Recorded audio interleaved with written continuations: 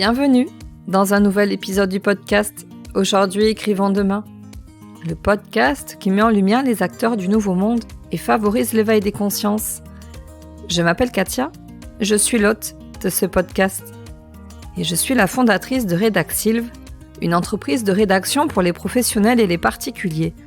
D'un côté, j'aide les acteurs du nouveau monde à se raconter et à se rendre visibles en rédigeant leur contenu sur le web et les réseaux et en leur donnant la parole sur ce podcast.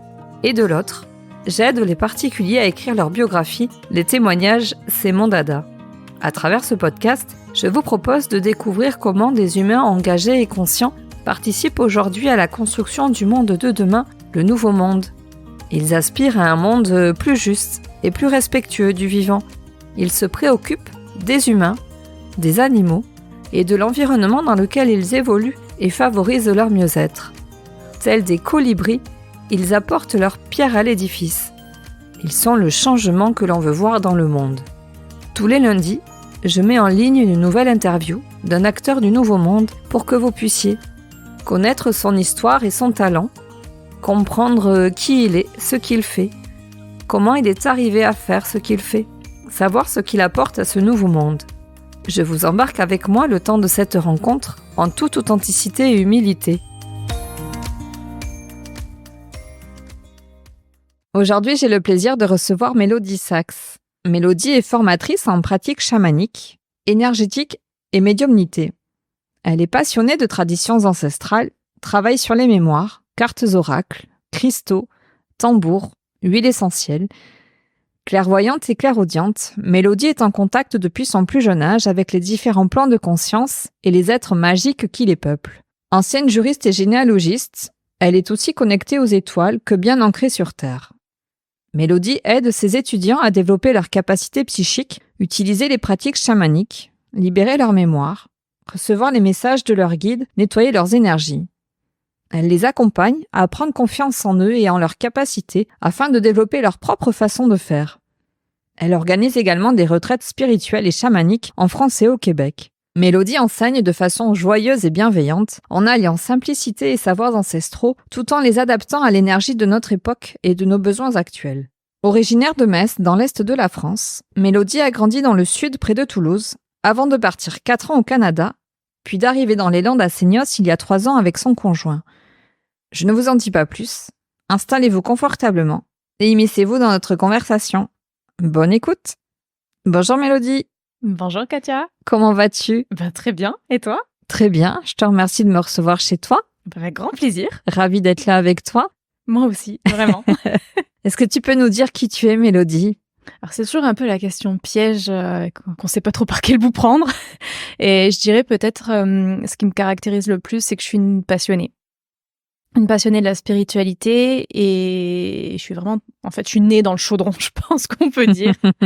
Et c'est vrai qu'après, il y a beaucoup de choses qui se sont développées, mais vraiment le point commun, je pense, de tout ce que je fais, de tout ce que je suis, c'est que je suis passionnée par ce que je fais et je peux pas faire des choses si je suis pas passionnée. Donc oui, sinon j'ai 38 ans, j'habite à Seignos. J'enseigne beaucoup en ligne, donc tout ce qui est sur la spiritualité, le chamanisme, la médiumnité, comme tu l'as dit. Je suis passionnée des mémoires. Je trouve que c'est vraiment quelque chose de super intéressant et important parce que ça change vraiment comment est-ce qu'on peut vivre notre vie actuelle. Souvent, quand on parle de mémoire, les gens s'imaginent on va travailler uniquement sur le passé, mais en réalité, le but, c'est vraiment pour améliorer, illuminer notre vie actuelle. Et j'adore voyager entre les mondes, j'adore avoir ce contact avec les différents mondes et transmettre. J'aime beaucoup transmettre. Alors, de quel monde est-ce que tu parles ? Entre quel monde est-ce que tu voyages ? Il y en a tellement, mais disons tous les mondes de l'invisible, parce que ce qu'on voit, nous, c'est seulement une dimension, la dimension physique, mais en fait, il y a tellement d'autres choses qui existent à côté, il y a tellement d'autres mondes, d'autres peuples, d'autres énergies auxquelles on peut se connecter, toutes nos autres vies, tout le multidimensionnel, c'est assez infini. Après, quand on simplifie dans les mondes chamaniques, on va parler du monde du haut, du monde du milieu, du monde du bas. Donc le monde du bas, le monde de la terre, le monde du milieu, le monde des humains, et le monde du haut, on va dire le monde des anges pour simplifier, qui représente en fait différentes vibrations de l'énergie, différentes fréquences. Mais ce sont pas des mondes qui sont, comment on pourrait dire, hermétiques et qui sont vraiment très cadrés. Il y a vraiment une différence de vibration à chaque fois qui permet de changer légèrement d'espace et d'être qu'on va croiser dans ces espaces-là. Donc, il y a une multitude de mondes auxquels on peut se connecter. Il y a aussi les espaces où on peut connecter avec les élémentaux, avec les défunts, avec tout ce qu'on peut imaginer. Qu'est-ce que sont les élémentaux ? Les êtres de la nature, ce qu'on peut appeler le petit peuple, qui portent des noms différents selon les traditions, mais on les retrouve dans toutes les traditions. Les elfes, les gnomes. Les elfes, les fées, les gnomes, les trolls, les léprechaunes, les korrigans. Il y a en Afrique les contemplés. Il y a énormément de termes différents. C'est un peu comme les humains, en fait. On est tous différents. Les élémentaux, c'est un peu pareil aussi. Ils sont tous différents et ils ont des physiques différents et des façons d'être, des cultures différentes. Donc, c'est assez magique de pouvoir aussi se connecter à ces énergies-là, à ces êtres qui travaillent beaucoup dans la nature et pour la nature, pour faire en sorte qu'on puisse en profiter, nous aussi. Donc c'est vrai que c'est important, ils sont vraiment sur une dimension qui est très proche de la nôtre. Souvent, on peut les ressentir et voir et bénéficier de leur travail, parce que ils vont vraiment, c'est grâce à eux qu'on va avoir des belles forêts, qu'on va avoir des fleurs, ils travaillent beaucoup avec ça. Et c'est vrai que des fois, ils attendent un peu qu'on fasse notre partie aussi, parce qu'ils peuvent pas agir, eux, sur le physique complètement. Donc il y a une dimension sur laquelle ils n'ont pas accès et donc ils attendent qu'on travaille un petit peu avec eux. Et c'est vraiment ce côté de prendre soin de la terre en fait. Comment est-ce que tu arrives à te connecter avec eux ? Est-ce que tu les vois, les sens, les entends, les perçois ? Ça dépend des moments, ça dépend de ce qu'ils sont d'accord. Donc des fois ils peuvent se montrer, ça reste assez rare quand même. C'est pas souvent les gens disent je veux voir les élémentaux. Alors ce sera quand même pas toujours simple parce que déjà on les voit pas. Alors, on peut les voir très physiquement avec les yeux physiques, mais c'est pas évident et c'est très rare. On peut les voir, ce qu'on appelle comme sur notre écran mental, donc avec notre troisième œil, un peu comme quand on voit un souvenir. Quand on repense à un souvenir, c'est ce style d'image qu'on peut avoir. Donc souvent là, les gens vont se dire c'est moi qui imagine. Et en fait non, la plupart du temps c'est bien ça. Ensuite, on va souvent les sentir, on peut les entendre et de se connecter à eux, c'est vraiment souvent juste poser cette intention. Après, il y a des méditations qu'on peut faire pour se mettre, on va dire, dans un état qui permet plus d'être, on va dire, ouvert à ça et d'être plus connecté à cette dimension-là. Moi, souvent, ce que je vais faire pour connecter avec eux, c'est quand on va faire dans les webinaires que je fais avec mes étudiants, une fois par mois, il y a de temps en temps, on va travailler sur la Terre. Et donc, on va aller se connecter aux esprits de la Terre. Ça peut être notamment les élémentaux et on va aller faire qui est nécessaire, ce que la Terre nous demande, et on peut être amené à travailler avec les élémentaux. Dans ces moments-là, j'ai le souvenir d'avoir travaillé sur une falaise comme ça, où justement ils m'expliquaient qu'il fallait consolider la falaise, mais eux ils pouvaient faire que sur une partie de la dimension qui était proche de leur vibration. Et en fait il y avait une partie, ils avaient besoin que nous on le fasse, que nous avec nos énergies on pose ces intentions-là parce qu'ils n'avaient pas accès à cette vibration-là, à cette fréquence. Donc c'est ça aussi qui est intéressant, c'est que on partage un peu ce monde et puis chacun fait ce qu'il fait sur sa vibration. Comment as-tu découvert leur existence ? Bonne question. Est-ce que tu as toujours su qu'ils existaient et depuis toujours tu es connecté à eux ? Je pense que j'ai toujours su. Je pense que ce que j'ai eu comme chance, c'est que quand j'étais petite, personne ne m'a dit que j'étais folle et que j'hallucinais. Donc je pense que tous les enfants sont connectés aux élémentaux et à tout un tas d'autres choses. Mais la plupart du temps, à un moment ou à un autre, on dit à ces enfants-là, mais non, c'est n'importe quoi, et puis va à l'école et rentre dans le rang. Moi, j'ai pas eu ça. Donc, que tu en parlais comment, toi, quand tu étais petite ? Qu'est-ce que tu disais que tu voyais, que tu entendais ? Parce que tu as dit que tu es clairvoyante et clairaudiente, ça veut dire que tu... Et clairsentiente, en fait, je perçois par tous mes sens. En fait, les sens subtils, c'est vraiment l'extension de nos 5 sens. Donc, on a l'impression que ce qu'on voit, c'est juste ce qu'on voit, c'est au niveau physique, mais en fait, il y a une autre dimension à la vue. Il y a cette vue sur l'invisible. Et c'est pareil au niveau de l'ouïe, c'est pareil au niveau du toucher, du ressenti. On peut avoir aussi ce qu'on appelle la claire-olfaction. Au niveau du goût, c'est pareil. Enfin voilà, tous nos sens, en fait, ont comme une contrepartie au niveau énergétique. C'est pour ça que des fois, il y a des choses, on dit, mais comme j'ai l'impression que c'est gluant, mais je sais pas pourquoi. Ou j'ai l'impression que ça sent mauvais, mais c'est pas une odeur physique. Donc, il y a plein de choses comme ça qu'on peut percevoir avec nos sens subtils. Et je pense que pour moi, en fait, c'était juste normal. Oui, parce que tu ne connaissais que ça. C'est ça. Et comme on m'avait pas dit que c'était pas normal, j'y ai pas porté attention plus que ça. Pour moi, c'était juste banal, comme de voir n'importe quoi, d'entendre n'importe quoi, de respirer. Et ça a été plus tard, avec les années, que je me suis rendu compte que c'était pas le cas pour tout le monde.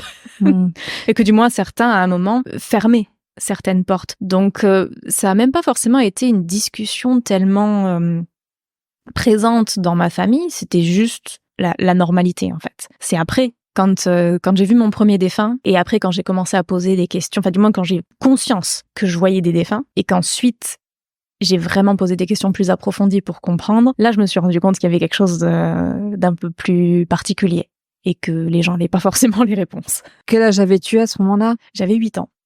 Tu t'en rappelles bien ? Ah, je m'en rappelle comme si c'était hier.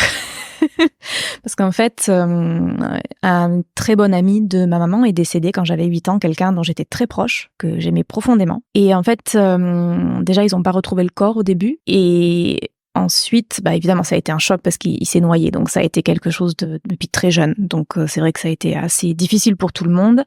Et en fait, sa femme est venue chez nous. Et je me rappelle, je descendais les escaliers et là, je l'ai vue. Mais presque comme je pourrais te voir là. Et la seule chose, c'est que je remarquais, c'était presque comme un peu un hologramme. Et je voyais comment il était habillé. Et ma maman m'a confirmé plus tard que c'était comme ça qu'il était habillé quand il est décédé. Et il m'a vraiment fait ressentir, en fait, ce qui se passe de l'autre côté. Un amour, mais il n'y a même pas de mots pour décrire cette émotion-là tellement puissante, tellement enveloppante, cette paix. Et en fait, moi je suis alors franchement, mais vous inquiétez pas pour lui, quoi. Il est bien. À 8 ans, tu leur as dit ça ? Ouais. Et je pense qu'en fait, il était vraiment là pour que je transmette le message à sa femme, et puis à ma mère, et à tous les gens qui l'aimaient, je suis vraiment bien, donc c'est ok. Ce qui m'a marqué, c'est que je le voyais, je comprenais ce qu'il voulait me dire, mais ses lèvres ne bougeaient pas. Et donc la gamine de 8 ans, elle bug, et elle se dit, il y a un truc bizarre. Comment ça se fait que ses lèvres ne bougent pas ? Et là, en fait, ça a été un peu le trou du lapin d'Alice. J'ai voulu comprendre comment ça se fait que je le voyais, que je comprenais ce qu'il me disait, parce que mais là, il n'y avait pas de mots. Bien compris qu'il était décédé. Là, je savais qu'il était décédé. Donc, je savais que ce que je voyais, c'était pas son corps physique. Et ça fait que j'ai vraiment commencé à me poser des questions.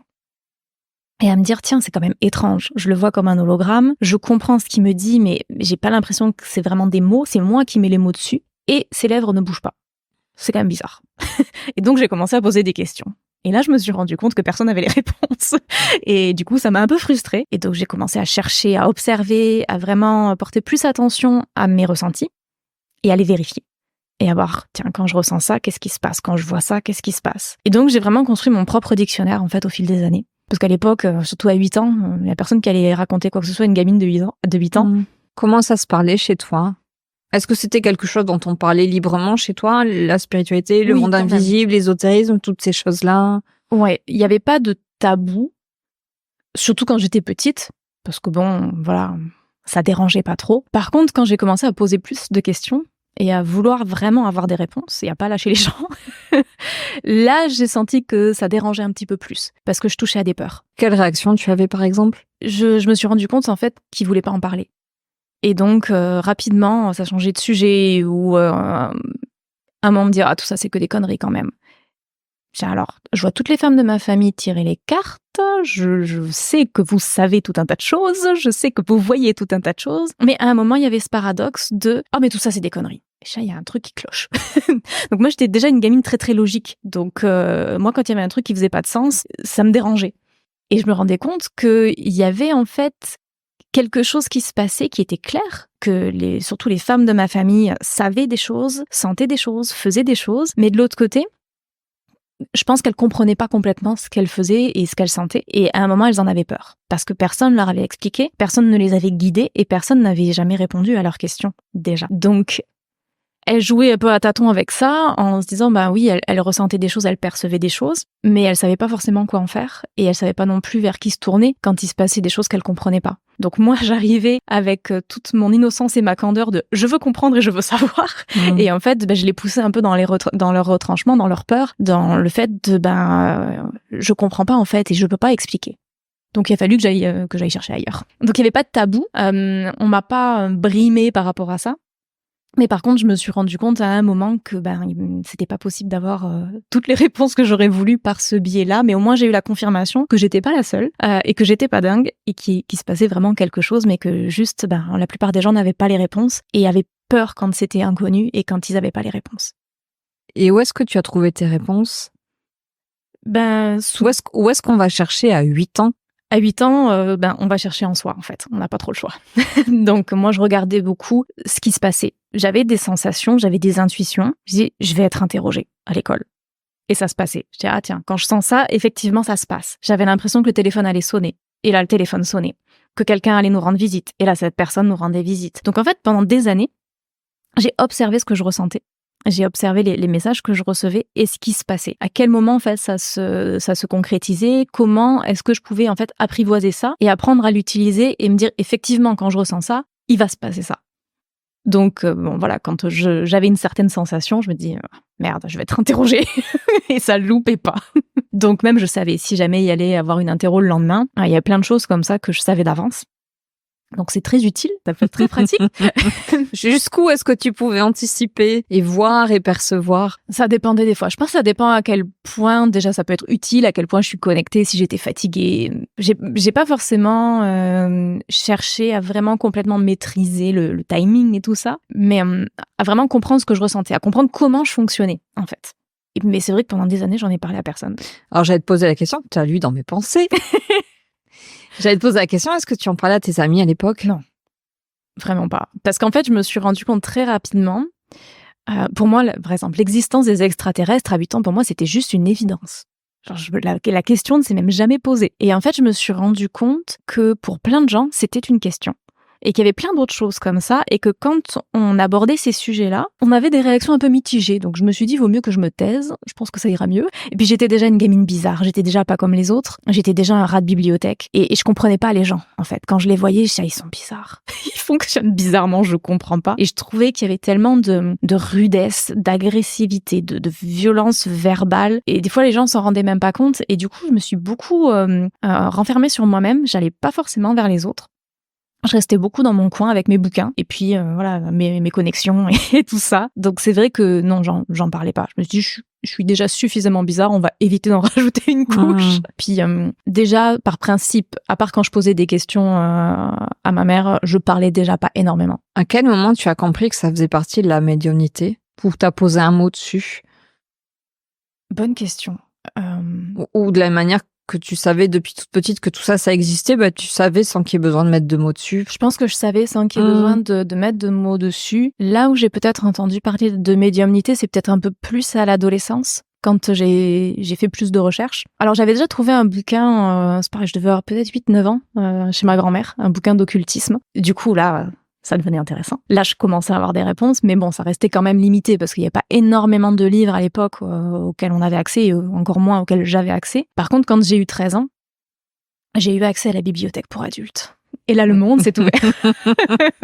Donc, je pense que c'est potentiellement là que j'ai entendu parler un peu plus de médiumnité et tout ça. Et ensuite, Internet est arrivé et là, ça a été le bonheur absolu. Donc là, j'ai commencé vraiment à chercher. Mais encore, il n'y avait pas beaucoup de ressources, je trouvais, parce que du coup, moi, ce que je cherchais, c'était des gens qui parlaient de ce que je vivais. Donc moi, j'allais pas chercher des informations juste pour boire ce que monsieur, madame, tout le monde disait. Moi, ce qui m'intéressait, c'était de pouvoir confirmer des choses, en fait, et de vérifier des choses, pas de croire n'importe quoi. Donc j'allais chercher des livres qui parlaient de ce que je voyais, de ce que je sentais, de ce que je vivais. Et en fait, il n'y en avait pas beaucoup. C'était super limité. Et du coup, pendant des années, j'ai fait des recherches. Et à chaque fois, j'étais, c'est pas encore ça, c'est pas encore ça, c'est pas encore ça. Et petit à petit, à un moment, il a commencé à y avoir des choses qui déjà faisaient un peu plus de sens et qui correspondaient un peu plus à ce que je vivais, à ce que je voyais. Et donc ça m'a pas mal aidé. Et puis ça m'a confirmé que j'étais pas dingue et qu'effectivement, il y avait d'autres personnes qui vivaient la même chose. Tu t'es posé la question ?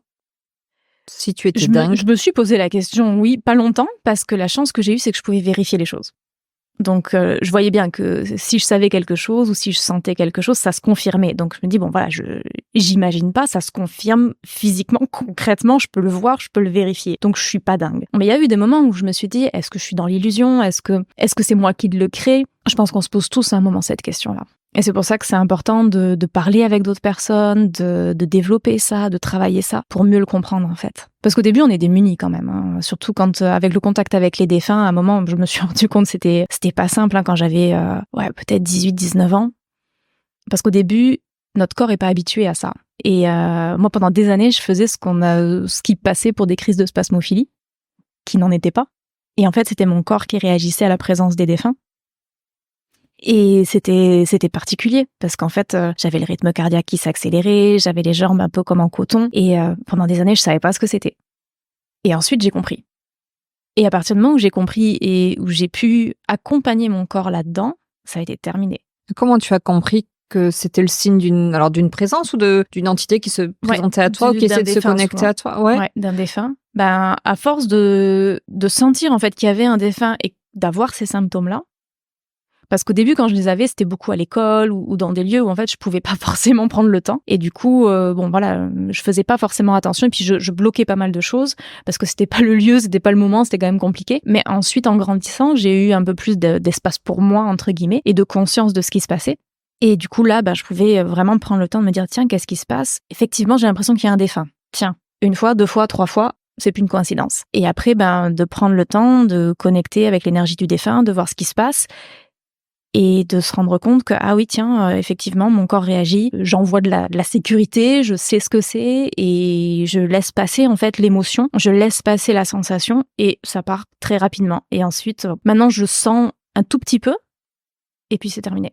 Est-ce que tu as un rôle à jouer auprès de ces défunts? Est-ce que tu es passeuse d'âme? Oui, alors je pense que tout le monde peut faire passer un défunt. Il y a des gens chez qui ça va se présenter plus souvent. Et donc, effectivement, j'en fais partie. Après, c'est pas forcément quelque chose... C'est pas uniquement ce que je fais, c'est pas ce que je fais tous les jours. C'est pas ce que tu mets en avant, en tout cas, il me semble. Ouais.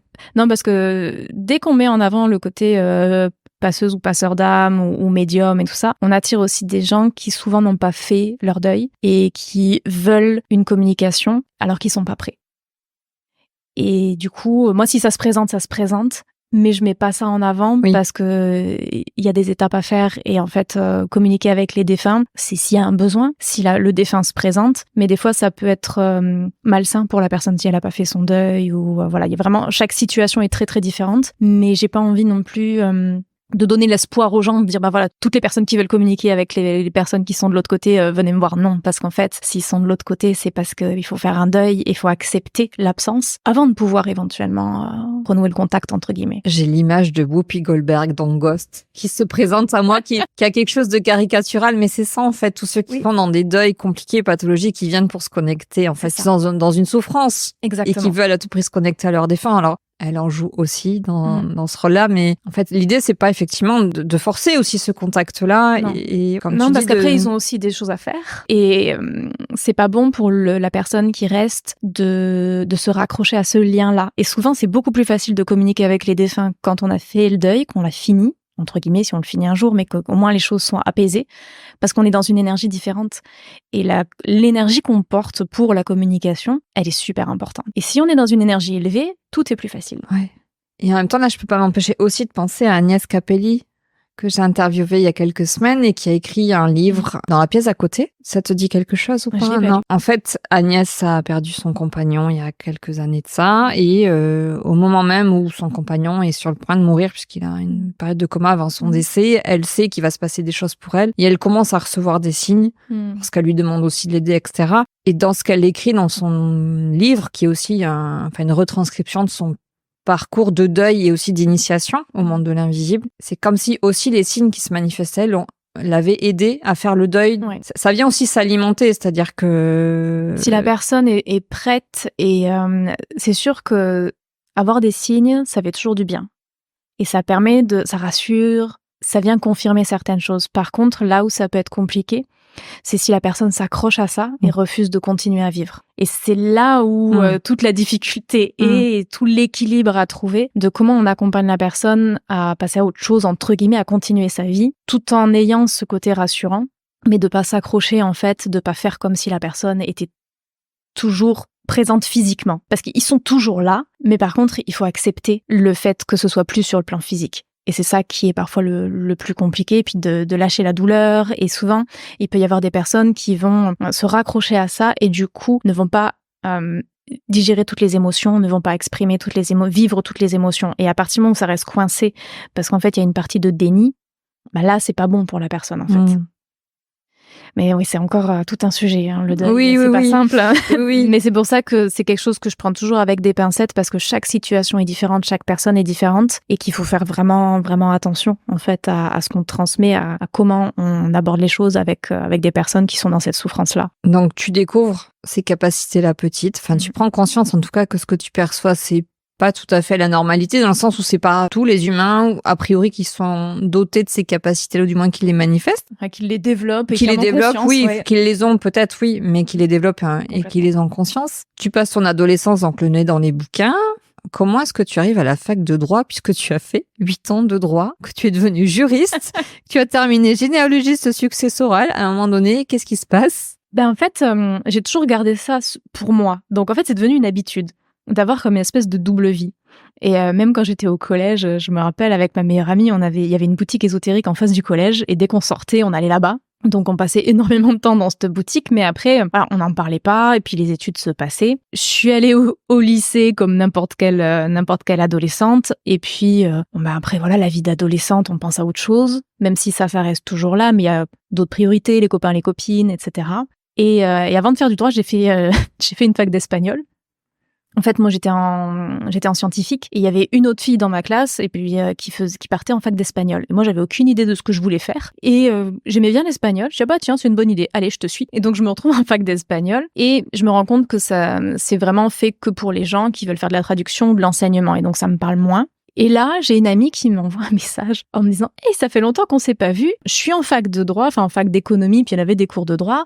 Viens boire un café, puis viens assister à un cours, comme ça tu sauras ce que c'est, puis on se verra. » Moi, curieuse, je dis « ouais, allez, ok, j'arrive. » Et puis du coup, j'assiste à un cours de droit.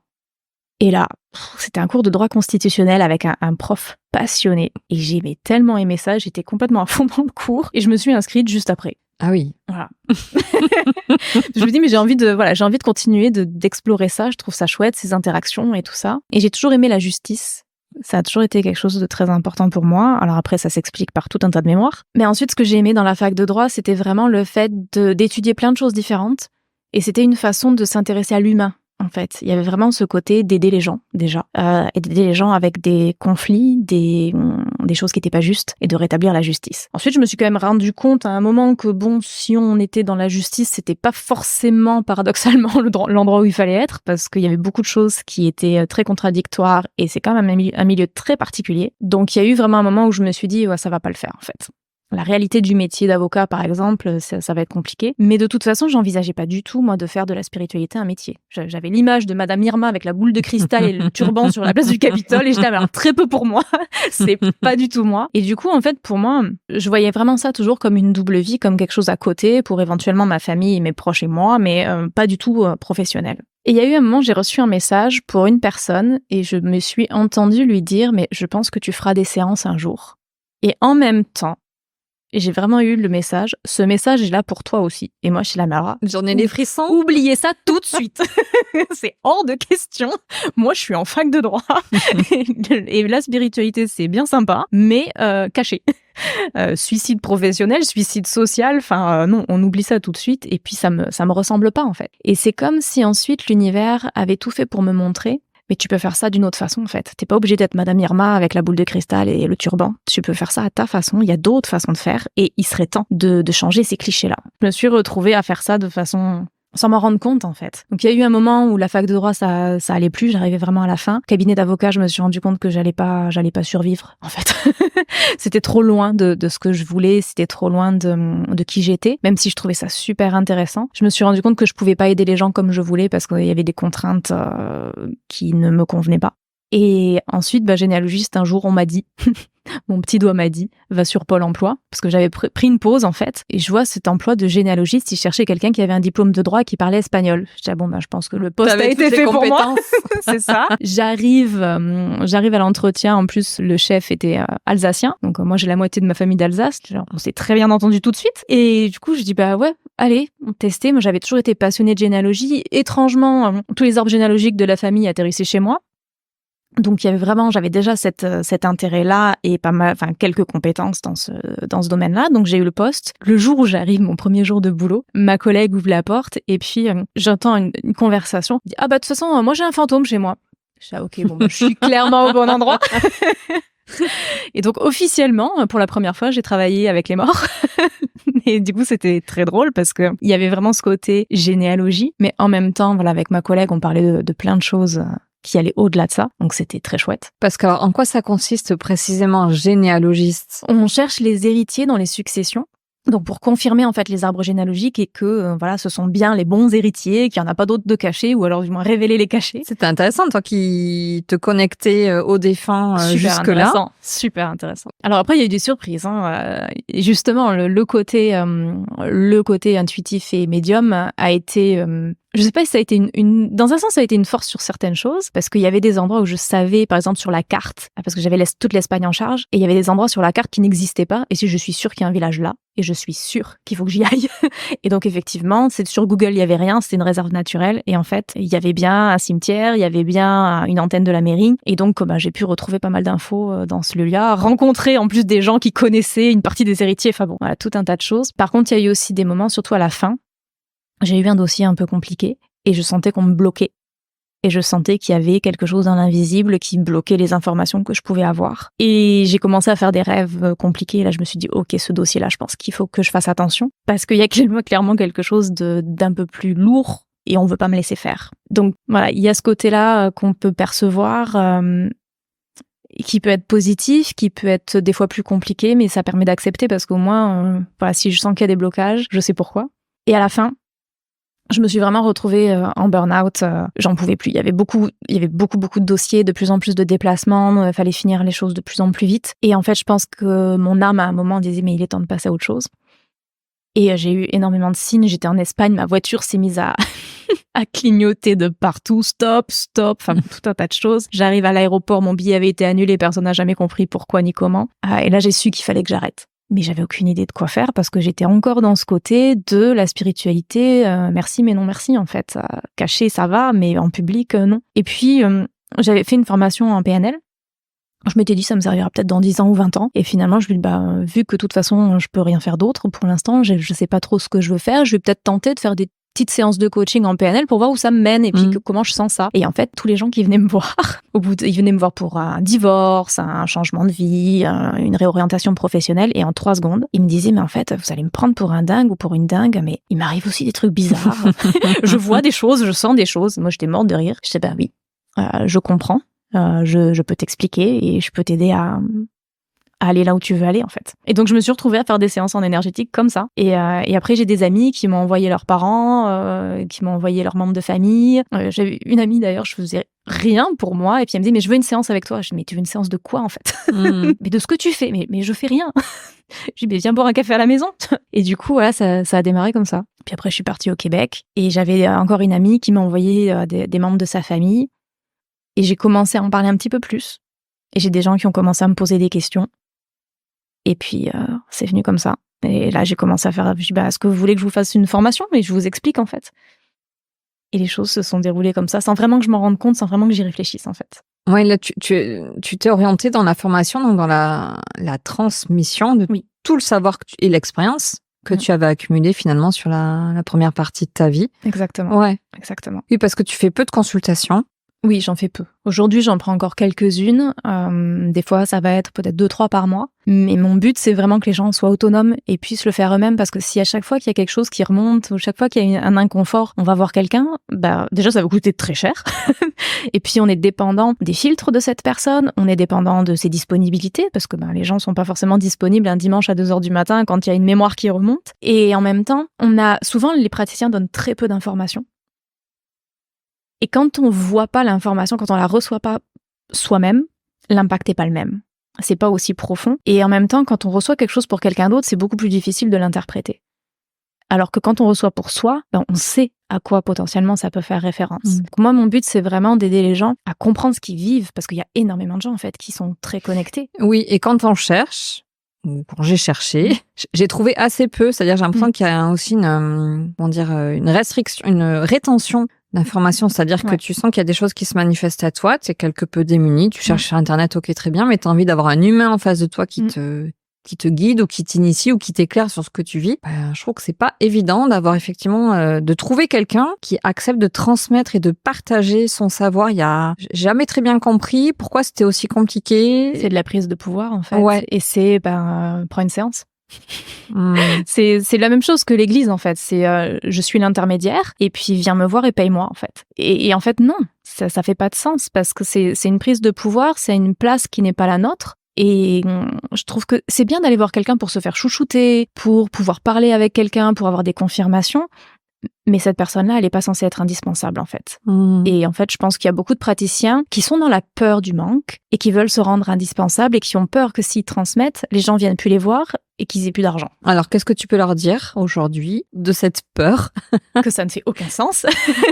Et que, déjà, je pense avant d'être praticien, il faut se rendre compte de nous, en fait, qu'est-ce qui se passe chez nous. Et que plus on travaille sur nous, meilleur on est en tant que praticien, qu'accompagnant. Et que de toute façon, l'univers nous guide toujours. Donc, même si on donne beaucoup, ça veut dire qu'on recevra beaucoup dans tous les cas. Et des fois, c'est se dire, mais est-ce que le modèle déjà, c'est de faire uniquement des séances? Ça peut être aussi de faire justement de la formation. C'est pas forcément, c'est à chacun de voir qu'est-ce qui lui parle. Et c'est pas parce qu'on transmet qu'on a moins de séances. Oui, c'est la question que j'allais te poser. Est-ce que effectivement, puisque tu partages ton savoir, tu éclaires, tu transmets pour les rendre plus autonomes, est-ce qu'ils viennent moins te voir, te sollicitent moins? Pas du tout, j'ai tous les jours des demandes de séances. Ouais. Quand j'en ouvre 2, dans les 2 heures, elles sont parties. Donc, non. Parce que justement, plus les gens comprennent les choses, plus déjà, ça assoit une crédibilité. Parce que ça veut dire quand même un minimum, on sait de quoi on parle. Donc, les gens, ils peuvent voir qu'on sait de quoi on parle. Ils ont aussi plus d'outils pour venir poser des questions, pour aller plus loin. Donc, c'est vrai que c'est aussi moi, je trouve que c'est plus intéressant en tant que praticien, parce que du coup, on a des gens en face qui comprennent, on a des gens en face qui peuvent continuer le travail, et c'est ça qui est génial. Et non, ils vont clairement pas prendre moins de séances. Par contre, les séances seront beaucoup plus puissantes et intéressantes, autant pour le praticien que pour la personne qui reçoit. Et l'air de rien, tu continues à être dans l'accompagnement, puisque tu es là, présente pour eux, et tu les aides aussi à évoluer finalement dans leur cheminement. Exactement. Et dans leurs apprentissages. Donc, il y a... Oui. Et puis, on est des êtres humains, on n'a que 24 heures dans une journée, donc le nombre de séances qu'on peut prendre est très limité. Justement, j'en parlais encore pendant mon webinaire mensuel avec mes étudiants, c'est que si on a des gens, par exemple, c'est comme Edgar Cayce qui faisait je ne sais plus jusqu'à combien de séances il faisait, mais il en est mort. On n'est pas fait pour faire 50 000 séances par mois. Ça prend de l'énergie. Oui. Ça demande du temps et de l'énergie, et à un moment, il faut que ce soit aussi viable pour nous, parce que si on veut continuer de pratiquer, si on veut continuer d'enseigner, on doit prendre soin de nous et de nos énergies, recharger nos batteries, autant physiquement que énergétiquement, qu'émotionnellement. Et à un moment, le nombre de personnes qu'on peut aider dans une semaine, il est très limité. Par contre, quand on fait une formation, on n'est pas limité au nombre de personnes à qui on peut transmettre. Et ça, c'est extraordinaire. Ce sont des formations collectives, individuelles? Collectives. Ouais. Parce que je trouve que le groupe a une puissance extraordinaire. Et ce qui est vraiment intéressant, je trouve, c'est qu'il y a toujours des gens qui vont pas oser poser des questions, ou il y a des questions auxquelles ils vont pas penser tout de suite. Il y a une autre personne qui va y penser, qui va la poser. Et en même temps, entre eux aussi, ils vont pouvoir se donner des pistes, et puis chacun va venir apporter quelque chose. Moi, j'apprends toujours de mes étudiants. Et ils apprennent les uns des autres, et en même temps, ça crée des liens, ils se rendent compte qu'ils sont pas seuls, il y a beaucoup d'humour, on rit ensemble, et ça, c'est important, ça crée vraiment une dynamique de groupe, et des conversations super intéressantes, parce que ça permet de rebondir. Et quand on est seul, ou qu'on est que 2, ça, c'est limité.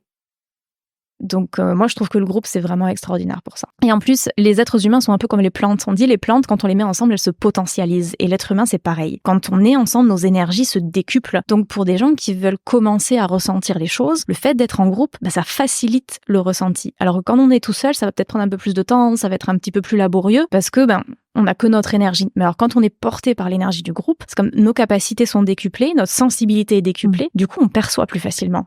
Et c'est aussi la puissance qu'on voit pendant les retraites. Et ça, c'est vraiment extraordinaire. Parce que tu animes des retraites. J'anime aussi des retraites.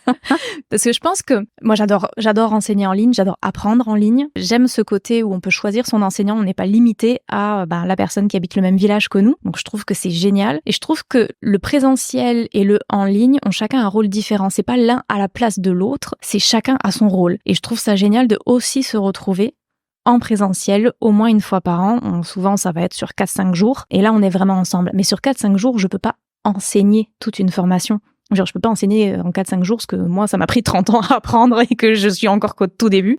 Ça nécessite de prendre du temps, ça nécessite de voir aussi l'évolution. Il y a des périodes d'intégration. En 4-5 jours, on va pratiquer sur des petites choses. Bien sûr qu'il y aura les enseignements, mais c'est surtout du lien, c'est surtout être ensemble et répondre à leurs besoins sur le moment. C'est pour ça que je sais jamais ce qui se passe pendant une retraite, parce que ça dépend du groupe, ça dépend de ce dont eux, ils ont besoin. Il y a mon programme et puis il y a le programme de l'univers. Mais par contre, c'est pas là que je vais leur apprendre du jour au lendemain à faire des soins énergétiques, à travailler en totalité sur leur mémoire. Ça prend beaucoup plus de temps et de pratique, en fait. Mais par contre, on ouvre une porte, je réponds à leurs questions, on est ensemble, on vit des expériences et il y a vraiment ce côté contact et de partage et de lien humain, en fait, qu'on a besoin aussi.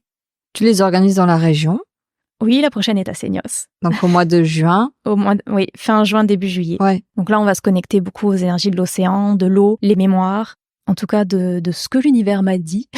Ensuite, on a toujours des surprises. Mais le but, c'est vraiment d'être en nature et d'être connecté à l'eau. Je pense qu'on va travailler pas mal avec les peuples de l'eau aussi. Et je pense que ce sera beaucoup sur les mémoires cette année. Les années précédentes, on était aussi en Brocéliande, donc on a pas mal travaillé avec les élémentaux. Il y a toujours une dimension très chamanique. Mais à chaque fois, ce sera une dimension différente du chamanisme. Et puis, il n'y a pas de retraite qui se ressemble. La précédente, c'était vraiment une retraite de guérison. Il y a beaucoup de choses qui se sont passées au niveau énergétique et émotionnel pour les participants. Celle d'avant, on était beaucoup plus sur du lien, de la relation. À chaque fois, c'est différent. Et c'est ça qui est intéressant, c'est que on s'ennuie pas. Et moi, j'ai beau faire des retraites tous les ans, en fait, c'est jamais la même chose. Tu parles de chamanisme. On en a parlé en amont parce que... Ouais. Moi, je blague toujours avec mes invités avant de démarrer. On a une discussion, je trouve, qui est assez intéressante, qui resitue quand même ce que c'est que le chamanisme. Et tu me parlais aussi finalement du chamanisme occidental dont on ne parle finalement jamais, j'ai l'impression. Ou très peu. Ouais. Comme si, on s'appropriait le chamanisme et pratiquait, on parlait du Pérou notamment, l'ayahuasca, presque le cliché. Du chamanisme, le tambour, l'ayahuasca, on a le package. C'est clair. Mais tu me disais, mais on oublie aussi que ce n'est pas forcément approprié à nos peuples, à nos terres, à nos lignées, et qu'il y a aussi une forme de chamanisme occidental, si j'ai bien compris. Oui, complètement, en fait, parce que le chamanisme, c'est les traditions ancestrales qu'il y avait partout sur la planète. Et déjà, ce terme est complètement faux. Donc aujourd'hui, on l'utilise par commodité pour essayer de se comprendre entre nous et puis savoir à peu près de quoi on parle. Mais normalement, un chaman, c'est uniquement pour le côté du nord-est de Chine, Mongolie, Sibérie. Et donc, il y a vraiment toute cette partie-là des Tungus, des langues Tungus. Et en fait, en dehors de ça, c'est pas des chamans. Ça va être des curanderos, ça va être des machis, ça va être des mudang. Et en fait, chaque peuple a un nom différent. Et je sais plus combien de noms les Lakota ont pour ces personnes-là. Tu connais Maurice Rebex? Non. J'en ai entendu parler, mais je l'ai pas rencontré. J'ai participé à une de ses conférences il y a pas longtemps sur la spiritualité des Indiens Sioux du Lakota, parce que ça fait plus d'une 30aine d'années qu'il va chaque année dans les tribus indiennes et il nous a partagé la sagesse et philosophie indienne. Et voilà. C'était spécifiquement les Indiens Sioux du Lakota. Ah, extraordinaire. Et justement, les Lakota ont je ne sais plus combien de termes différents pour décrire chacune des spécialités, parce que c'est pas parce qu'on travaille avec l'invisible qu'on fait tous la même chose. C'est différent. Et donc, il y a des noms différents, et selon les peuples, il y a un autre mot. Il y a personne qui appelle son chaman, en fait. Il y a le guérisseur du village, il y a la personne qui est connectée avec l'invisible et qui fait telle ou telle ou telle chose. T'as des gens qui vont travailler avec les plantes, t'en as d'autres qui vont travailler avec les animaux, t'en as d'autres qui vont... Il y a plein de gens qui vont faire plein de choses. Et donc, surtout, toutes les parties de la planète, il y avait ça, mais à chaque fois avec une couleur différente. Aujourd'hui, le problème, c'est que les gens vont en Amazonie ou en Mongolie en se disant, il y a que là qu'il y a du chamanisme, et puis c'est comme ça que le chamanisme est fait. Et en fait, non. Il y a des choses qui sont faites au Pérou, il y a des choses qui sont faites en Mongolie, qui sont propres à ces pays, à ces cultures, à ces lignées-là, et qui sont très différentes de ce qui se fait en Afrique, en Asie et en Europe. Donc, à chaque fois, c'est quelque chose de différent. Mais par contre, pour quelqu'un qui est né en Europe, d'ascendance européenne, qui n'a aucun lien avec ces pays-là et ces cultures-là, à moins d'avoir une vie intérieure très très puissante et très présente dans ces pays-là, ben ça fait pas trop de sens en fait de se relier à ces lignées parce qu'il n'y a pas de lien, il n'y a pas forcément d'affinité. Donc c'est uniquement intellectuel. Moi je suis très intéressée par exemple par ce qui peut se passer en Mongolie, mais c'est un intérêt purement intellectuel parce que j'ai pas forcément de lien avec cette culture-là. Par contre, en Asie du Sud-Est et en Europe et en Amérique, j'ai des gros liens suite à des anciennes vies et tout ce qui concerne l'Europe par rapport à ma généalogie.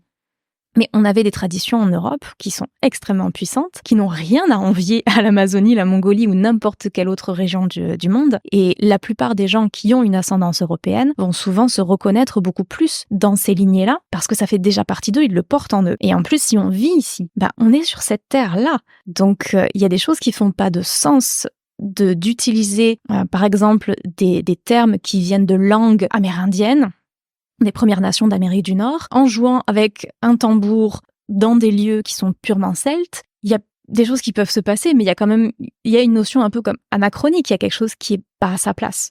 Et du coup, on peut se relier quand même, mais par contre, si on utilise la langue de cet endroit-là, logiquement, la puissance va être beaucoup plus forte, en fait. Il va y avoir quelque chose qui passe différemment.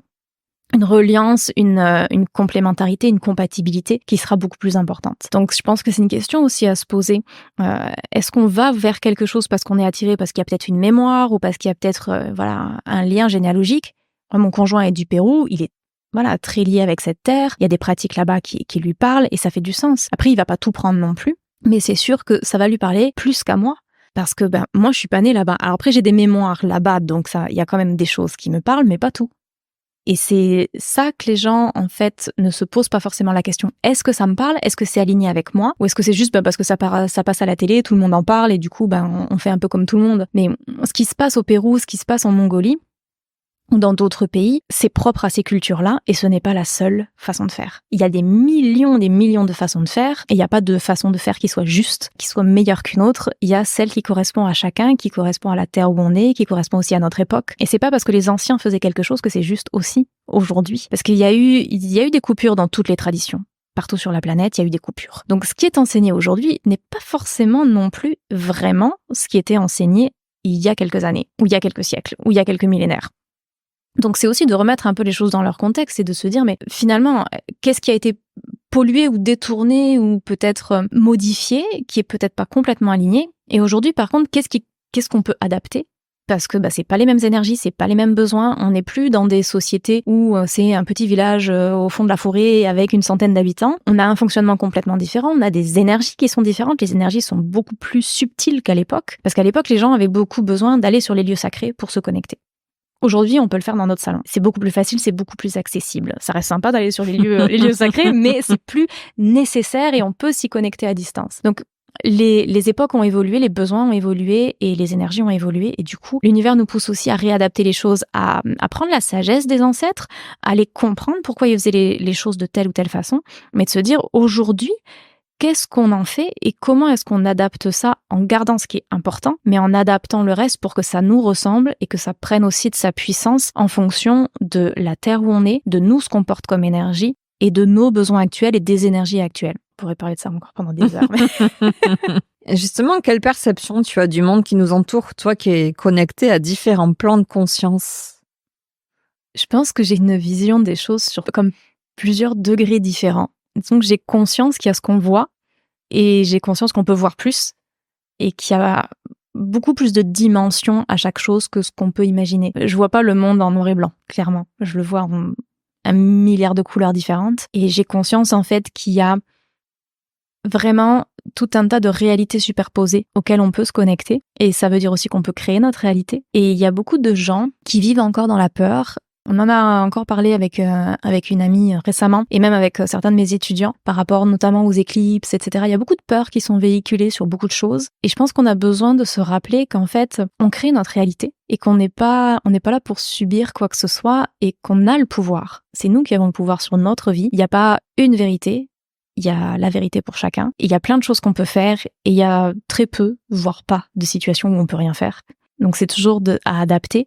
Mais je pense que je vois le monde avec beaucoup plus d'espoir et de foi que certaines personnes et je pense qu'on peut réussir à voir beaucoup de lumière, peu importe ce qu'on voit sur le plan physique, et de toujours se rappeler qu'il y a toujours besoin, malheureusement ou heureusement, je ne sais pas, mais d'une période des fois de déconstruction pour reconstruire quelque chose. J'ai l'impression que tu es, missionnée aujourd'hui pour me donner des messages qui viennent en résonance avec une discussion que j'ai eue au préalable avec un ami avant de te rejoindre. Je te l'ai déjà dit d'ailleurs en aparté tout à l'heure, c'était assez fou. Voilà, tu étais en train de partager des propos qui résonnaient clairement. Et là, j'ai encore l'impression que tu viens...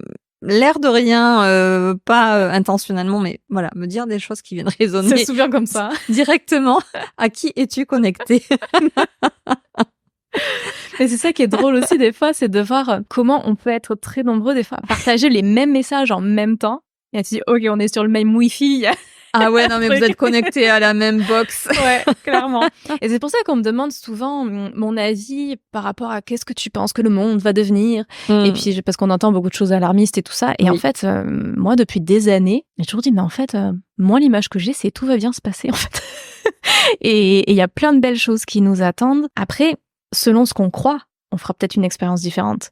Mais à partir du moment où on met notre attention sur ce qu'on veut et sur ce qui est beau, c'est ça qu'on fait croître. Ça veut pas dire qu'on est dans le déni et qu'on n'est pas au courant de ce qui se passe de l'autre côté et qu'il n'y a pas d'autres parties du monde où il se passe des choses qui sont pas chouettes. Mais par contre, si on met notre focus là-dessus, on nourrit ça. On nourrit cette énergie négative, on met cette énergie négative dans l'univers et ça soutient personne. Par contre, quand on agit un peu comme des gardiens de la fréquence, des gardiens de cette vibration, des gardiens de la joie, des gardiens de l'amour et qu'on perpétue ça. Peu importe ce qu'on voit, peu importe ce qui se passe dans le monde, on essaye au maximum de rester centré, de revenir à cette confiance, à cette foi, à cet amour, à cette joie. En fait, c'est l'énergie qu'on place dans l'univers, qu'on place dans l'inconscient collectif. Et du coup, on permet à d'autres personnes de pouvoir accéder à ça aussi. Donc on perpétue, il y a un effet domino qui se passe. Et plus il y a de lumière dans le monde, même plus à un moment, toutes les choses qu'on n'a pas envie de voir et qui sont vraiment pas belles, entre guillemets, elles vont se faner toutes seules en fait et elles vont être remplacées par de la lumière. Donc ce que je pense important c'est d'être au courant, de pas être forcément dans le déni, mais de pas garder notre attention là-dessus et de se dire ok, je vois qu'il y a quelque chose qui me convient pas. À la place de ça, moi, qu'est-ce que j'ai envie de créer? Qu'est-ce que je veux voir à la place de ça? Pas donner mon attention à ça de c'est pas bien, etc. Mais de construire autre chose en fait. Mais on peut l'avoir intégré en théorie. Et en pratique, c'est pas toujours simple. Et la question, c'est comment est-ce qu'on le met en pratique? Moi, je partage complètement ton point de vue sur le fait qu'on puisse créer notre réalité, que si on met notre focus et notre énergie, notre intention sur ce qu'on a envie de voir dans notre vie, hein, sans vouloir effectivement changer le monde, mais déjà nous, de pouvoir créer ce qu'on a envie. Je suis tout à fait OK là-dessus. Mais le problème, c'est comment tu arrives à maintenir en fait cette fréquence-là, j'ai envie de dire, parce que effectivement, tu peux très rapidement vaciller. Tout d'un coup, tu as une peur qui surgit, boum, c'est le comme le château de cartes là, qui s'effondre. C'est comme s'il fallait recommencer à remettre de l'énergie dans ce qu'on veut, etc. Mais je trouve que c'est très fragile en fait. C'est-à-dire qu'entre le savoir et le mettre en application, ouais, complètement. Se défaire de ces conditionnements, ces idées reçues, ces peurs. Je pense qu'il y a déjà une acceptation à avoir et de se dire c'est OK. C'est OK s'il y a une peur, c'est OK si par moment je suis dans la culpabilité, je suis dans la colère, c'est OK. Et de vivre l'émotion. Et c'est souvent ce que je vais dire à mon conjoint, c'est là j'ai besoin d'évacuer. Donc je vais jamais le faire par exemple en public ou quoi que ce soit. Je vais rentrer à la maison et puis en bon québécois, ça va être un bon tabarnak. Mais et je pense que on a aussi des fois cette illusion que parce qu'on est dans la spiritualité, on est Bouddha. Alors je pense que même Bouddha, il avait peut-être ces moments aussi où il était dans la colère, où il était dans le doute, la peur et tout ça. Et je pense qu'il faut être OK avec ça, on est humain et on a le droit d'avoir des émotions qui sont plus compliquées et d'avoir des peurs et voilà, c'est normal et c'est sain. Ce qui est important, c'est de pas rester dedans. Et pour pas rester dedans et pour remonter les choses, c'est vraiment des habitudes, une organisation. C'est presque une hygiène de vie, quoi. C'est une hygiène de vie, c'est une hygiène énergétique. C'est comme aller prendre une douche tous les jours. Et après, il y a des petits trucs qu'on peut faire. Si tu regardes un petit peu, si tu vas dans mon bureau, tu vas voir qu'il y a plein de trucs collés sur les murs. Et c'est l'exposition, en fait. C'est de se rappeler les évidences, c'est d'avoir des citations, c'est d'avoir des phrases, c'est d'avoir des images qui te ramènent, en fait, à ça. C'est tout ce que tu consommes énergétiquement, émotionnellement. Je regarde pas de films d'horreur. Il y a plein de choses que je regarde pas, des chansons qui véhiculent quelque chose que j'ai pas envie de nourrir, j'écoute pas. Donc c'est d'avoir en fait, il y a quelques années, j'avais sorti un PDF que j'avais appelé la liste SOS. Et c'est quelque chose que j'avais mis en place à l'époque parce que j'ai perdu un de mes amis il y a quelques années. Et ça a été vraiment quelque chose d'assez difficile difficile pour moi. J'ai passé une semaine enfermée chez moi où je ne pouvais pas sortir parce que je n'arrivais pas à passer plus que quelques minutes sans pleurer. Mais du coup, j'ai vraiment évacué le truc. Et quand j'étais au lycée, j'ai eu des périodes qui étaient assez difficiles parce que, voilà, comme tout le monde, j'ai vécu mes défis. Et je me suis rendu compte, en fait, en ayant l'exemple de personnes autour de moi qui étaient dépressives, que j'allais vers là. Et que je voyais, en fait, le résultat suivant. Et je disais, mais moi, j'ai pas envie de ça. Donc, je me suis fixé des règles. Je me suis dit, j'ai le droit d'être mal, maximum 3 jours. Au bout de 3 jours, je sors, je ris, je fais autre chose. Mais le pire du pire des cas, où vraiment, genre, je vis un événement difficile, je m'autorise à m'enfermer et à pleurer pendant 3 jours. Mais au milieu, je fais une pause. Je donne une pause à mon cerveau.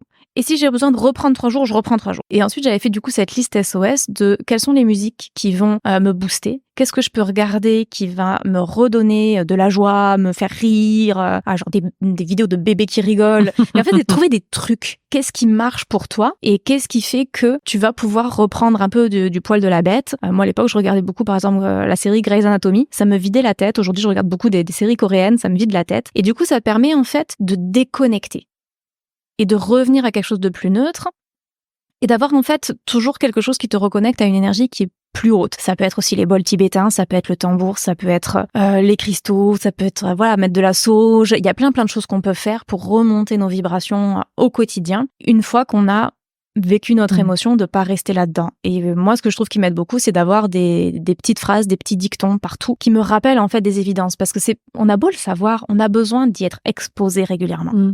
Sinon, à un moment ou à un autre, on oublie, on met ça de côté. Donc moi, je l'ai devant ma face tous les jours. Effectivement, je l'avais fait pour un projet. J'avais fait un cahier de rêve. Je l'avais écrit, dessiné, pris en photo, mis au fond d'écran de téléphone. D'ailleurs, si tu regardes, tu verras, il est toujours sur ma porte d'entrée, ma porte de salle de bain. Enfin, c'est-à-dire qu'à chaque fois, mon regard, à un moment donné, venait croiser le projet que j'étais en train de nourrir. Top. Bon, alors, il est pas loin d'aboutir, tu vois, mais en tout cas, j'ai pu effectivement peut-être en observer les effets, c'est-à-dire que de nourrir ce projet-là, d'être dans la joie, et d'être vraiment dans le après, c'est-à-dire d'être c'est déjà réalisé. Et de ressentir l'émotion, surtout. Et à une époque aussi, j'avais mis plein de phrases et tout, que j'ai tout enlevé, mais mais c'est une vraie discipline. Ouais. Oui. C'est une habitude vite dans de nos vie. travers, en fait. Puis voilà, notre cerveau, notre mental nous embarque facilement. Ouais, donc il faut se donner le soutien dont on a besoin, en fait. Moi, ce que je faisais beaucoup aussi, surtout quand je suis partie au Québec et après que je rentrais en France, la différence était très difficile à gérer. Et ce que je faisais, c'est que j'avais toujours des vidéos de personnes que je suivais aux États-Unis.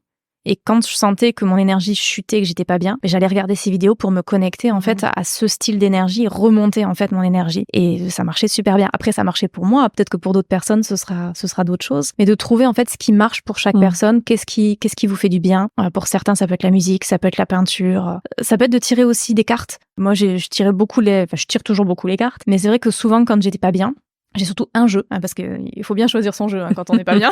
Il faut pas choisir genre le tarot quand on est au fond du seau, c'est peut-être pas une bonne idée. Mais par contre, il y a le petit oracle des anges gardiens, qui est un jeu qui est très doux, qui est très positif, qui envoie beaucoup de messages, qui sont très joyeux, lumineux et réconfortants. Et quand je suis en mode dépressif, parce qu'on a tous ces moments où on vit un truc difficile, je vais tirer une carte ou 2 ou 3 de ce jeu-là. Et généralement, ça permet de changer la façon de voir les choses, de reprendre son pouvoir personnel là-dessus et de voir les choses différemment.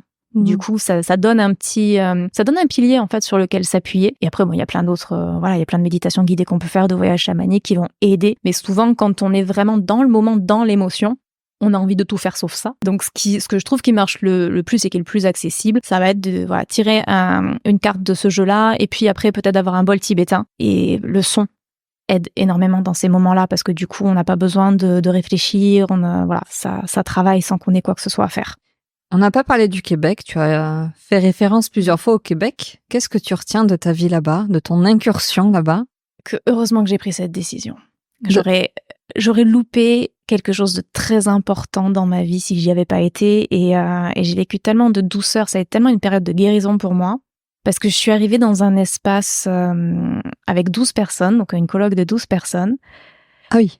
Et sacré coloc. Ouais. Alors que moi à la base déjà vivre avec une personne, je me dis mais je suis même pas sûre d'en être capable. Et là je me retrouve avec 12 personnes.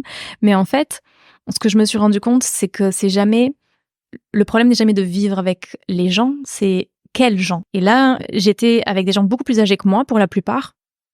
Peut-être une moyenne d'âge d'environ 60 ans, et des gens qui avaient déjà vraiment fait leur travail. La plupart, c'était des pionniers dans le développement personnel et spiritualité, donc des gens qui sont amis avec tous les grands que vous pouvez voir sur les conférences et tout ça. Donc il y avait déjà une sagesse qui était différente. Et je me suis retrouvée vraiment dans une famille d'âmes, et des gens très doux, dans le rire. Pour moi, c'était différent, et c'était impressionnant d'être dans un lieu où il y avait personne qui disait un mot plus haut que l'autre. C'était extrêmement paisible, joyeux, beaucoup de bienveillant. respect. Beaucoup de respect. Et surtout beaucoup de responsabilisation. C'était, tu ne vas pas reprocher quelque chose à quelqu'un tant que tu ne t'es pas posé la question pourquoi j'ai attiré ça et pourquoi j'ai eu besoin de vivre cette expérience. Et qu'est-ce que ça me dit sur moi, en fait. Et pour les Européens, au début, c'est souvent un défi. Ah, le fameux effet miroir. Ouais, et puis en gros, l'autre n'existe pas. Enfin, c'est pas lui, c'est toi. Qu'est-ce que ça vient chercher chez toi? C'est ça. Un truc qui peut être agaçant. Exactement. De dire, en fait, t'as pas le droit de te plaindre, en fait. Et c'est une partie de toi qui a créé ça. Et du coup, pourquoi? Qu'est-ce que t'as eu? En quoi c'est une leçon positive? En quoi ça t'apporte quelque chose? Qu'est-ce que ça vient te montrer? Et du coup, tu utilises ça comme une leçon, comme une opportunité d'apprentissage, et pas comme un truc où tu vas aller cracher ton venin sur l'autre. Et si t'as besoin à un moment d'aller parler à l'autre de quelque chose qui t'a dérangé, le fait que t'aies pris ta responsabilité, que t'aies pris le temps de réfléchir à pourquoi est-ce que je ressens ça? Qu'est-ce qui se passe exactement? Tu vas aussi aller aborder l'autre d'une autre façon. Tu vas pas aller l'attaquer. Tu vas lui dire, en fait, voilà de quoi moi j'ai besoin. Et donc, tu prends ta responsabilité, tu vas aller exprimer ton besoin, mais tu vas pas aller aboyer sur l'autre.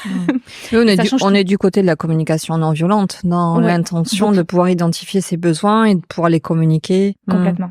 Et c'est tellement important, et ça change toute la dynamique des relations, en fait. Et souvent même, on n'a pas besoin ensuite d'aller parler à l'autre, parce que déjà, quand l'énergie change, la relation change et les choses se passent, et puis nous-mêmes, on les vit différemment. Donc ça, déjà, c'était pour moi énorme, parce que il y avait pas ce côté des gens qui vont aller balancer leur frustration et leur colère sur n'importe qui, que tu sais même pas pourquoi et que tu sais pas ce que t'as fait. Et c'est vrai que en Europe, on a encore des choses à apprendre par rapport à ça.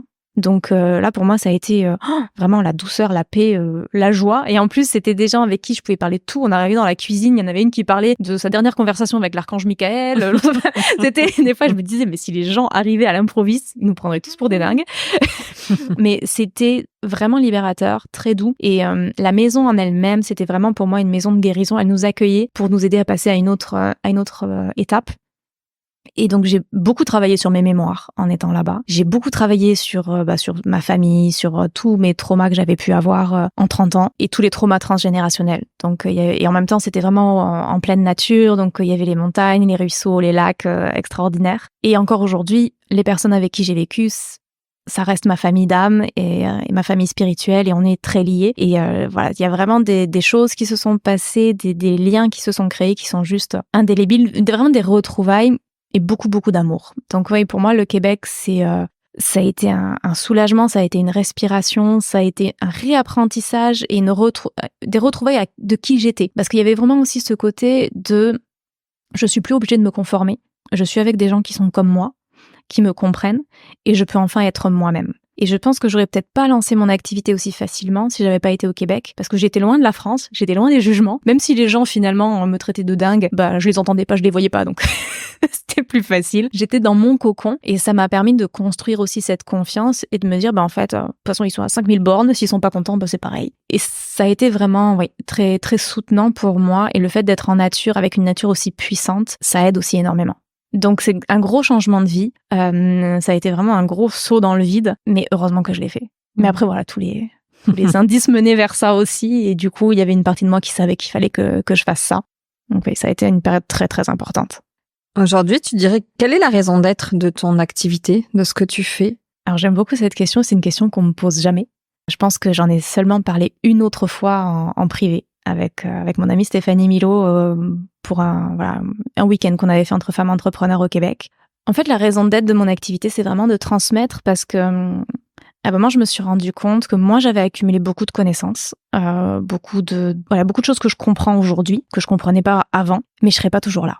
Et à un moment, j'aurai peut-être des enfants, ma sœur aura peut-être des enfants, Dans notre famille, il y a du coup beaucoup de chances que les enfants qui vont venir ensuite, ils voient des choses un peu particulières et que ce soit des enfants qui sont en contact avec des choses comme moi j'ai été et qui risquent de ne pas forcément pouvoir retrouver certaines réponses comme moi, comme ce que j'ai vécu. Et ce que je me suis dit, c'est que moi j'ai envie de pouvoir aider ces enfants-là qui vont venir après moi à pas vivre ce que moi j'ai vécu et à avoir les réponses. Et que le jour où ils cherchent quelque chose, ils puissent trouver les ressources. Et du coup, que ce soit pour mes enfants, les enfants de ma sœur, ou d'autres membres de ma famille, ou les enfants de partout dans le monde, que c'est ces jeunes-là qui vont grandir, qui vont vivre des choses compliquées, et puis même les gens après aujourd'hui, qui s'en rendent compte aujourd'hui, mais surtout le jour où je ne suis plus là, que tous ces enfants, tous ces gens qui vont se rendre compte, qui vivent, qui sentent, qui voient des choses particulières et qui ne trouvent pas forcément de réponse dans leur entourage proche, qu'ils aient des ressources pour dire voilà ce que ça veut dire. Non, tu n'es pas dingue, et oui, tu peux faire plein de choses avec ça, et c'est une chance.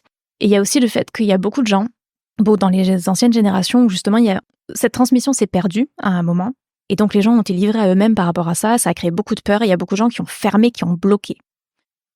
Or, dans une famille de médiums, si on peut dire, mais dans une famille où ces capacités-là sont très développées, et chez les gens même, si dans la famille c'est pas développé, mais tout d'un coup il y a un enfant qui naît et c'est développé chez cet enfant-là, si c'est bloqué, ça peut être très compliqué.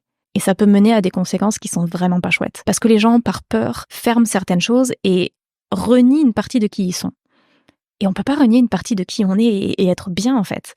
Donc, moi, mon but, c'est de montrer aux gens, mais c'est une chance. C'est pas une tare, c'est pas une malédiction. Le fait de voir des défunts, de connecter avec les élémentaux, d'avoir cette sensibilité, cette hypersensibilité, cette conscience de tout ce qui se passe, de pas comprendre des fois les autres, avoir l'impression d'être un extraterrestre, c'est une chance, c'est une force. Et à partir du moment où on comprend ce qui se passe et où on sait comment naviguer dans tout ça, mais c'est toute une dimension extraordinaire et magique qui s'ouvre. Donc mon but, c'est vraiment de transmettre ça et de donner des outils aux gens et qu'ils puissent retrouver ces ressources-là, même le jour où je suis plus là, le jour où mes enfants, mes arrière-petits-enfants peut-être ne seront plus là, mais qu'il y ait toujours ça qui soit accessible. Parce que moi, j'ai eu la chance à un moment de pouvoir trouver des réponses, mais je sais qu'elles sont pas toujours faciles à trouver. Donc mon but, c'est de ramener un maximum de réponses dans un même endroit pour que les gens aient une référence, en fait, et une boîte à outils qu'ils peuvent utiliser. Mais la base, c'était surtout de me dire, pour mes enfants, pour ma sœur, pour les enfants de ma sœur, je veux laisser quelque chose, en fait. Pas qu'ils vivent la galère que moi j'ai vécue. Oui. Que ce soit plus seul. Ceci dit, je pense que les enfants aujourd'hui ont certainement toujours été connectés à tout ça, sauf que le poids de l'éducation, l'école, etc. font que les portes se ferment à l'âge de 7-8 ans, l'âge de raison. Souvent. Mais hier, j'étais dans une école alternative et la personne qui est responsable de ce lieu nous expliquait un petit peu comment ça se passe la journée, comment les enfants viennent, comment se passent les enseignements. Et elle nous disait qu'ils apprennent beaucoup des enfants à leur contact, parce que naturellement, les enfants, ils sont mêlés de la nature, vraiment, avec les animaux, la nature, et ils vont faire des câlins aux arbres. Génial. Et donc, elle leur dit, explique-moi, parce que moi, je ne sais pas comment on fait un câlin aux arbres. Donc, on sent que spontanément, ils sont ouverts à tout ça. Ouais. Vraiment. Ouais. Vraiment. Donc, ouais. Et c'est vrai qu'après, ils sont ouverts, mais quand ils grandissent, ils ont besoin de comprendre un minimum. Et c'est vrai qu'il y a pas mal de paradoxes, c'est que souvent, on a peur d'être trop dans le mental. Donc, il y a ce côté où d'un côté, on essaye d'intellectualiser le plus possible, et de l'autre, ensuite, on dit, mais non, mais le mental, c'est l'ennemi, et puis il faut détruire l'ego, et ce avec quoi je suis pas d'accord non plus. Et il y a un juste milieu. Moi, pendant des années, on m'a dit, mais tu lis trop, tu cherches trop.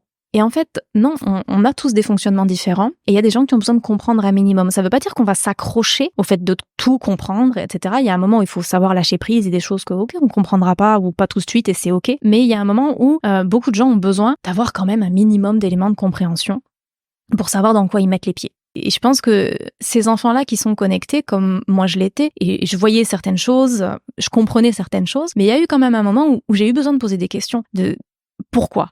Ce pourquoi que les enfants ont naturellement, pourquoi est-ce que les lèvres d'un défunt ne bougent pas et que je comprends ces messages. Et même si on sait certaines choses, je pense qu'il y a un moment, on a besoin d'avoir des guides, on a besoin d'avoir des gens qui nous pointent des pistes de réflexion, des pistes de recherche.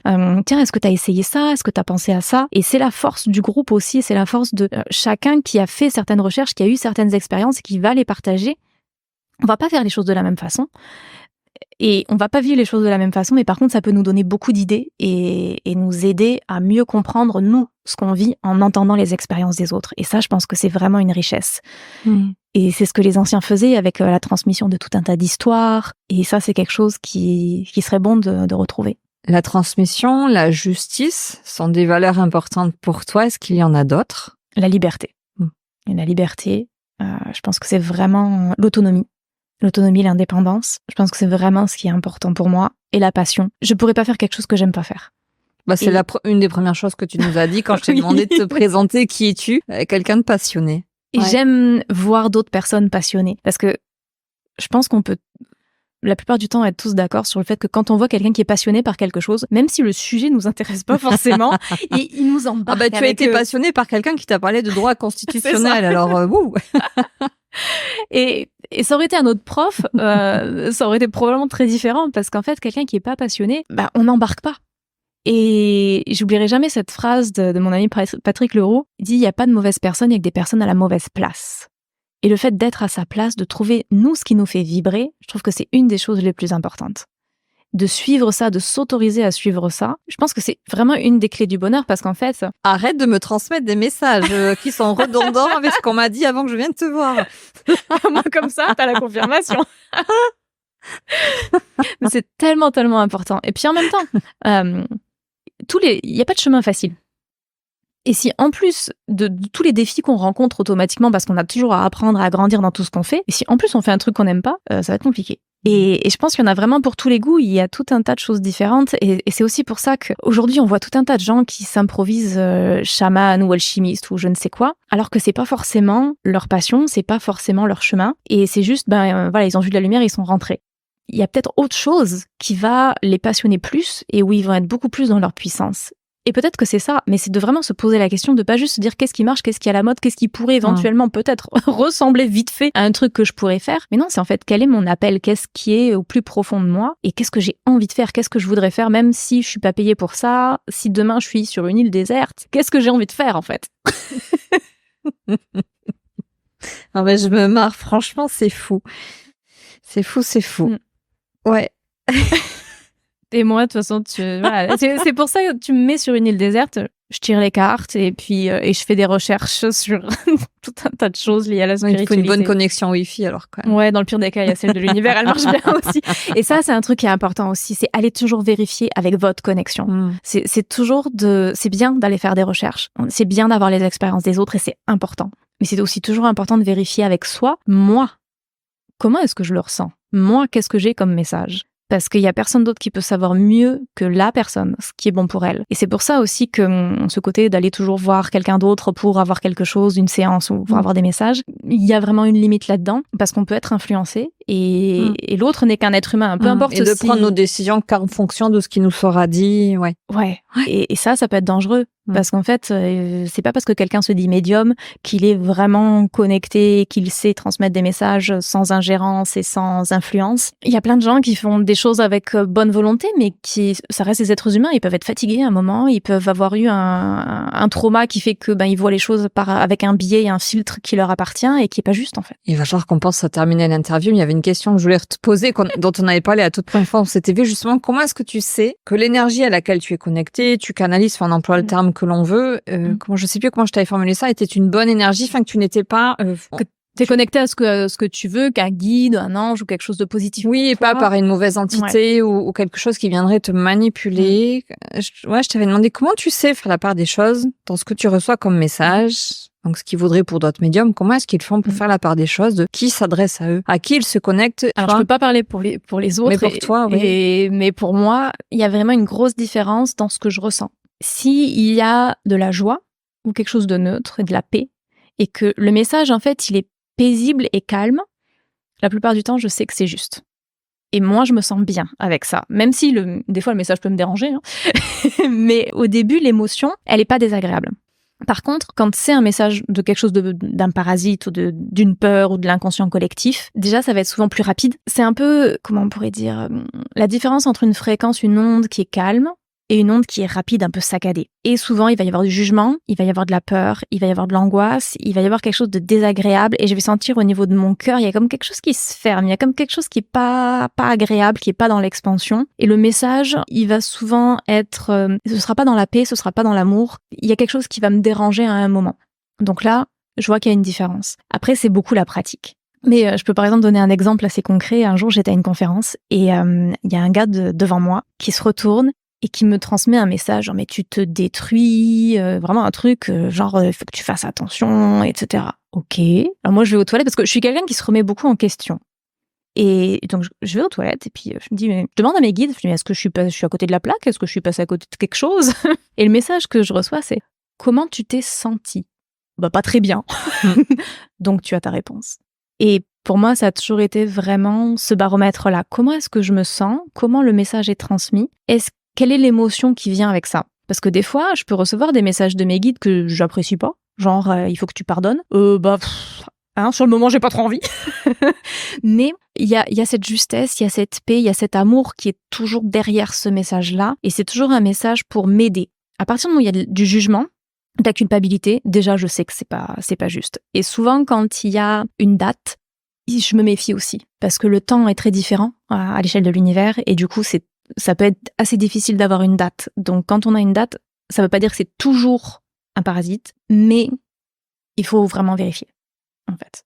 Et après, c'est la pratique. Avec la pratique, on commence à connaître un peu mieux les signatures énergétiques. Et puis après, je vais pas forcément tenir compte de certains messages tant que moi, je les ai pas confirmés et que je les ai pas vérifiés dans un cadre sécurisé, entre guillemets, où je fais mes protections, où je m'assure qu'il y a rien d'extérieur qui peut pénétrer et où moi, je monte mes vibrations et que du coup, je suis sur une vibration très, très, très élevée. Ce qui fait qu'en fait, tout ce qui est bas ne peut pas passer. Et si là, j'ai le même message, je dis ok, c'est cool. Mais on a le droit de vérifier, on a le droit de demander des confirmations, on n'est pas obligé d'agir sur un message. Et justement, je déconseille d'agir forcément juste sur un message qu'on n'a pas été vérifié. Il y a plein de gens qui transmettent plein de choses et qui sont complètement fausses. Donc, et oui, comment faire la part des choses, effectivement. Ouais. S'écouter soi, aller vérifier soi-même, ne pas prendre ce qu'une autre personne dit comme argent comptant. Ça veut pas dire que c'est faux, mais c'est important d'aller vérifier par soi-même et de pas croire tout et n'importe quoi, et même des gens de confiance, même de moi. C'est important d'aller, pour chacun, vérifier avec lui-même ou avec elle-même et de confirmer les choses, et vous avez le droit de remettre les choses en question. Qu'est-ce que tu dirais à la petite Mélodie? D'avoir plus confiance en elle. De s'ouvrir peut-être un petit peu plus et d'accepter les gens plus comme ils sont. De pas penser que le problème vient d'elle et de juste voir que des fois les gens sont pas capables de faire différemment. Peut-être d'avoir plus cette confiance que c'est ok, que c'est pas de sa faute. Sur mon podcast, j'invite, alors je vous ai appelé les acteurs du nouveau monde. Qu'est-ce que c'est pour toi le nouveau monde? Le monde réel. Entre guillemets, c'est ce à quoi on aspire tous, c'est un monde de paix, c'est un monde de justesse où l'humain, le vivant, la nature et le naturel reprennent leur place, en fait, où on remet le sacré au centre de tout, au lieu du tout intellectuel, du tout technologique, de revenir à ce côté instinctif, intuitif, primordial, presque primitif. Ça n'empêche pas d'avoir une certaine technologie, d'avoir du confort, mais de revenir en fait à qui on est, à ce qui fait du sens. Je pense pas qu'on soit fait pour vivre dans des grosses capitales sur du béton. On a besoin de la nature, de revenir à ce respect de soi, ce respect de l'autre. Et je pense qu'il y a beaucoup de choses qui partent du respect. En fait, parce que quand on se respecte soi, automatiquement on va respecter la nature, parce que ce qu'on fait à la nature, c'est ce qu'on se fait souvent à soi-même. Et les gens qui par exemple jettent des trucs partout, souvent ils se traitent pas bien. Et plus on a de respect, d'amour pour soi, plus on a de respect et d'amour pour tout ce qui nous entoure. Et je pense que c'est ça le monde, le nouveau monde qu'on est beaucoup aspiré à créer, quelque chose de plus harmonieux, en fait. Et toi, comment est-ce que tu participes à la construction de ce monde-là? J'essaye de transmettre et de pousser les gens à s'autoriser à être eux-mêmes et à être autonomes et à se rendre compte qu'ils peuvent se faire confiance aussi et qu'il n'y a pas forcément... c'est pas parce que certaines personnes parlent plus fort qu'ils en savent plus et qu'ils ont plus de compétences et qu'en fait ils ont tout ce qu'ils ont besoin et ils peuvent faire les choses eux-mêmes. On arrive à la fin de l'interview. Est-ce qu'il y a une question que je ne t'ai pas posée que tu aurais aimé que je te pose? Comme ça, je pense pas forcément à quelque chose. Je pense qu'on a parlé de pas mal de choses. Après, on pourrait parler encore de à peu près 1 million de choses.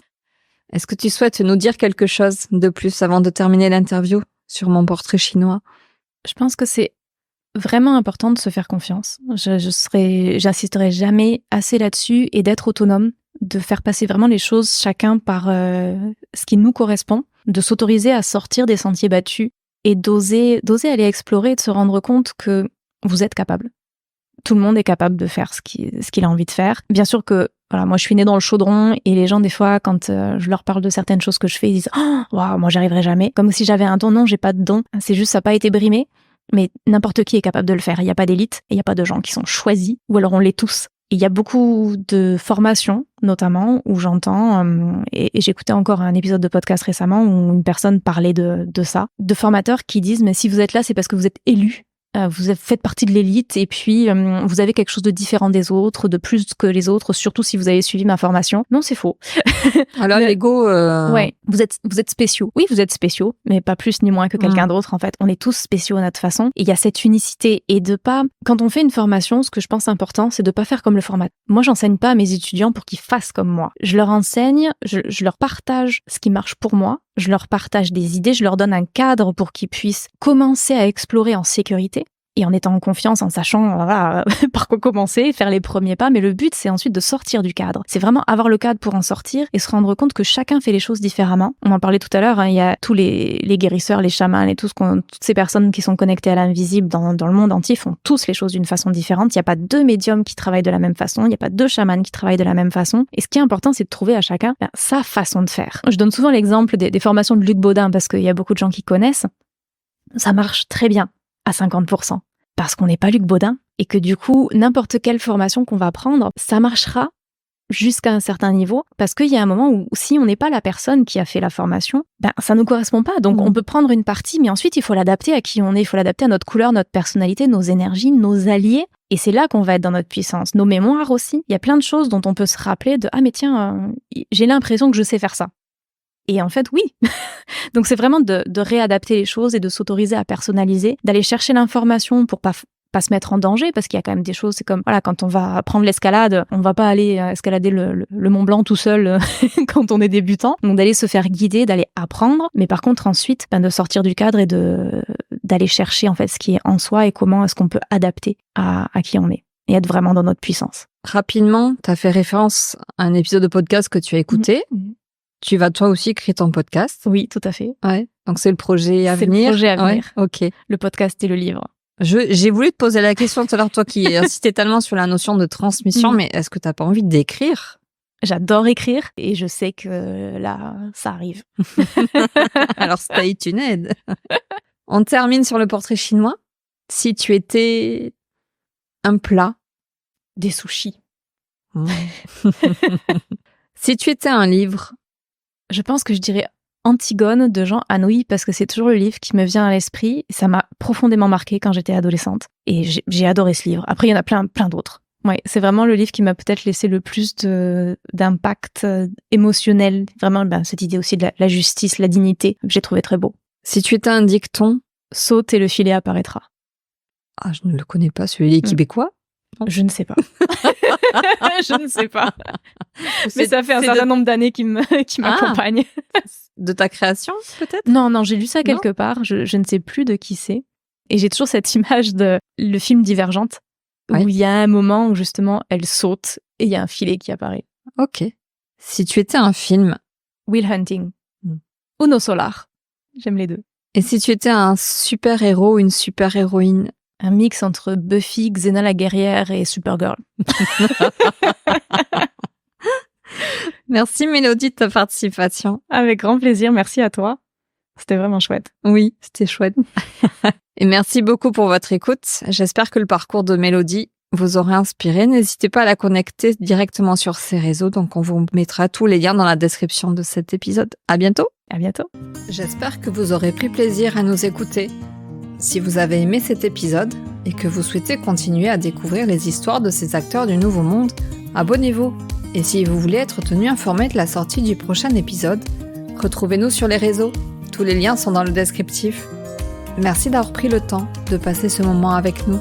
Je vous dis à très vite pour un nouveau témoignage d'une belle âme.